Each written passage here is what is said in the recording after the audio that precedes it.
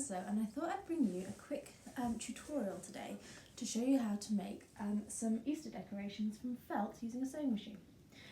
So these decorations are ideal for children to work on. They're a great first project at a sewing machine.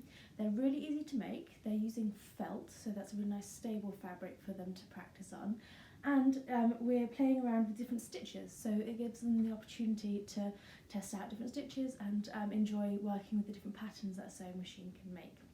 It also works on straight lines, so it gives them that chance to practice going in a straight line as well. So lots of really helpful basic skills that children can practice with this project. So these are really fun to hang up at Easter. You can make a string of them and hang them up as bunting. If you've got an Easter tree, you could hang them on there.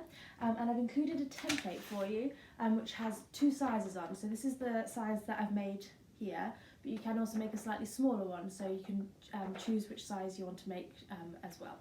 To make these decorations, you're going to need a sheet of felt per egg. These ones are around A4 size, a piece of ribbon or elastic to hang it up, some contrast thread so it stands out against the colour of your felt, a marker pen,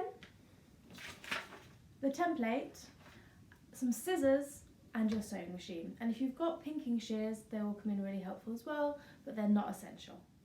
So at the moment I haven't got full access to the shop's haberdashery, so I've had to find things that I needed from home. I did have one piece of ribbon, but I don't do a lot of projects with ribbon at the moment, so I had to scrounge this one from an old notebook, but it's the perfect length and it's a bit of a reusing. And then the other ones, I couldn't find any ribbons or notebooks with ribbons to coordinate, so I've used a bit of elastic instead. And you can really use whatever you can find around the house for that. A thread as well, if you've got embroidery thread, that would work too, or you could make a thin loop out of some scrap fabric. You've got lots of options there. So on our blog you will find the template as well as the written instructions to make these, so if you wanted to refer back to that instead of the video, that's an option for you. Otherwise, let's get cracking. The first thing you want to do is cut out your template, and then you want to place it on your felt and draw around it with a marker. I found on felt that these felt tip erasable markers are really good, or chalk pens, because they the friction of the fabric on the pen work really well. The pen I'm using here, the fade ones, do disappear quite quickly, anywhere between kind of like 10 and 20 minutes, so work fast, or use a chalk pen if you're working with kids and they're going a bit slower. Once you've got it on your felt, you can cut that out just following the line. You don't have to be too careful because we're going to recut it once everything's sewn together, but you do want an accurate shape. So I'm just cutting out around the line. I'm being careful to get the right shape, but I don't have to worry about being perfectly accurate, because at this point we're going to cut it all out again at the very end, so that's no need to worry too much. Just all the way around, cutting the two layers together, and you'll see then you've got two matching shapes ready to go. Now straight away we're going to be taking this over to the sewing machine. You can use any sewing machine. Most sewing machines come with a variety of different decorative stitches.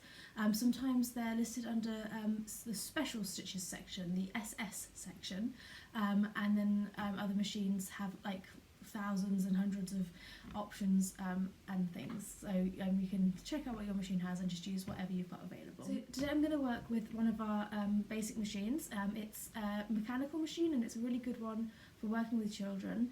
It's easy to set up, and it's got a nice selection of special stitches so that they can have fun with projects like that. Now I would recommend drawing on lines for the children to follow. I do them about 1.5 centimetres apart, but again, if you've got children who are a little slapdash, then you might want to put them a bit further apart to give them a better chance of getting a nice space between them. But if you do them about 1.5 centimetres apart, you get quite a lot of lines in and lots of opportunities to play with all the different stitches. Now you don't want to go all the way down to the bottom, because that's just going to get cut off later. And so I've got 1, 2, 3, 4, 5, 6, 7, 8, 9 stitches to play with there, and that's going to be great for the kids to just follow. So now I've measured them out, I'm just going to draw a nice line across, and as I say, this pen fades quite quickly, so you might want to do a few, let them work their way down, and then do the next few lines until you've filled the egg with some nice pretty stitching all the way down like this.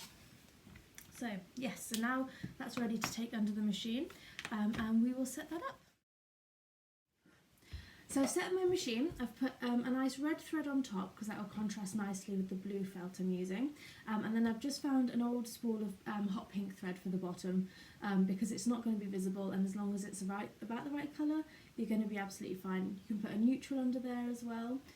Saves you winding a bobbin just for a quick project like this, and it kind of helps you use up some of your pre-wound bobbins as well, so I always think that's a useful thing to be able to do.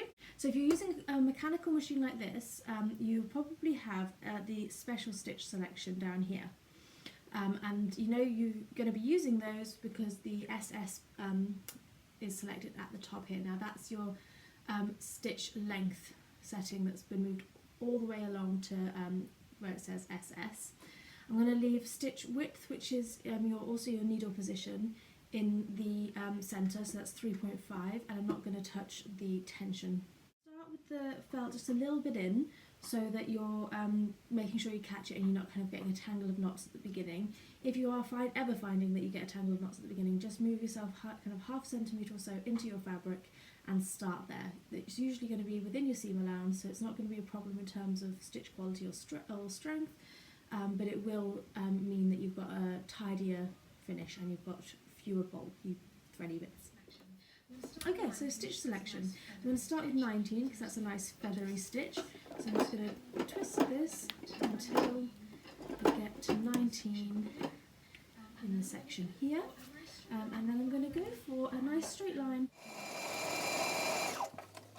So there's your first row of stitching, and we're just going to trim off threads as we go, keep ourselves tidy, but we're just going to keep repeating that all the way down until every row has a nice row of stitching. Depending on how many stitches you have, you're probably going to have to repeat a few stitches, so you can do those straight after the other. But yeah, when you've finished, you'll have a really decorative piece of felt that we can turn into a decoration.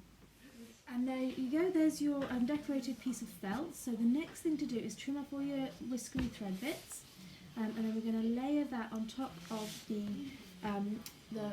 piece we haven't stitched upon, and we're going to sew all the way around the outside. Now I'd really recommend using special stitch, on here it's 15, which is a triple stitch, so it looks like a straight line but each stitch is done 3 times, making it quite bold, and that's a really nice kind of strong finish. If you haven't got that stitch, a standard straight stitch will do the job beautifully. You can also play around with things like your zigzag stitch at this point, so you've got lots of options. So stitch number 15.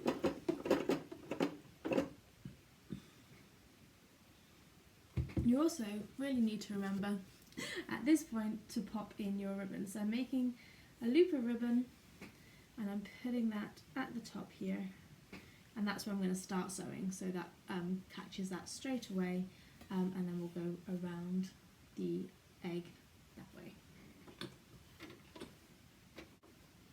So, yep, lovely. So I'm going to follow the line of the outside of the egg with the outside of the foot, so that's going to give me a nice seam allowance that I can then trim off later.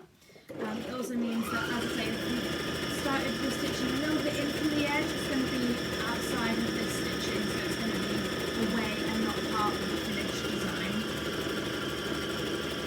So it takes a while to get around because it's doing every stitch 3 times, but it's a really nice option to just take your time and pivot as you go, and it's a great chance for kids to practice sewing curves as well. So yeah, every step is a learning opportunity.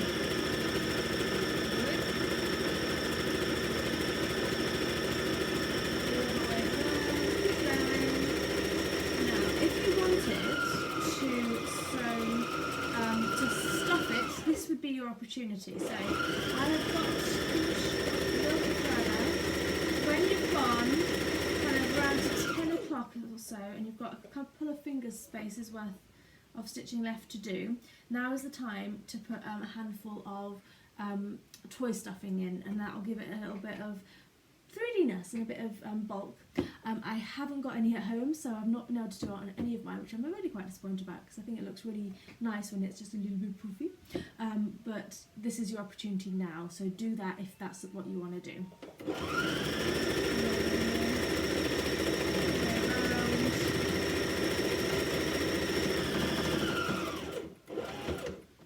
And just go over the ribbon again, so it's got that strength.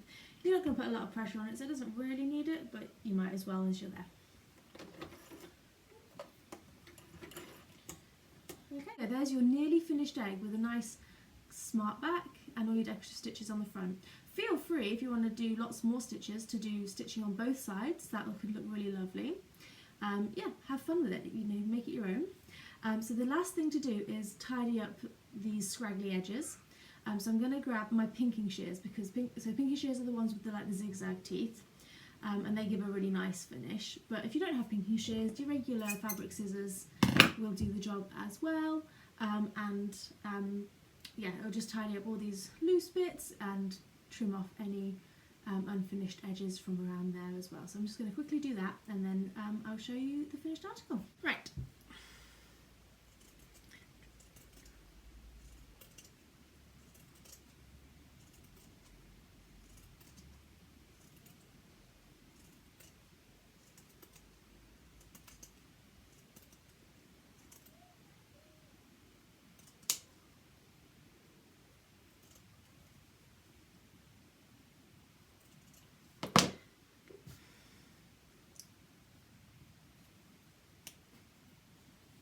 Okay, and there she is. So she's all tidied and she's got a nice raw edge, and she will sit really nicely next to all the other different colours you can make.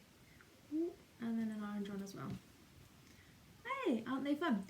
So there you go, there's a nice selection of Easter eggs to hang. You could play Easter egg hunt with those in the garden, you can hang them up as bunting, you can pop them on your Easter tree, you know, options are endless really, and they've got, each of them has a nice different selection of stitches on, so that's a really fun way to play around with those.